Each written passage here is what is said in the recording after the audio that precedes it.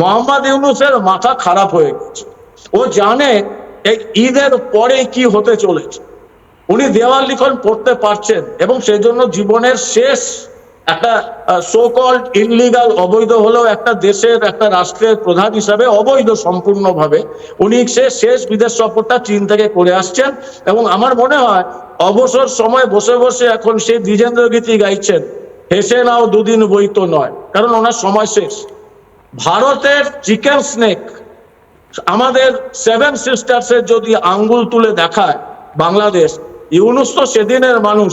পাকিস্তানকে জিজ্ঞাসা করুন, হাজার সহস্র ক্ষতর কথা ভাবছিল ভারতকে নিয়ে, আজকে নিজেদের পাক অকুপাইড কাশ্মীর বাঁচাতে পারছে না, বালুচিস্তান হাত থেকে বেরিয়ে গেছে, খাইবার পাখতুনখোয়া বেরিয়ে গেছে, কারণ ভারতের দিকে তাকিয়েছিল। আর যদি সেভেন সিস্টারের দিকে তাকায় ইউনূস, তাহলে কিন্তু এই বাংলাদেশের ম্যাপটা পরিবর্তন হয়ে যাবে এবং হবেই। ভারত সরকার বসে বসে দেখবে না যে চীনকে আমরা এই কেটে দেবো, ওই কেটে দেবো, চিকেন স্নেক কেটে দেবো, আর ভারত বসে নেই। সংযম দেখাচ্ছি, এখনো বড় ভাই হিসেবে সংযম দেখাচ্ছে ভারত।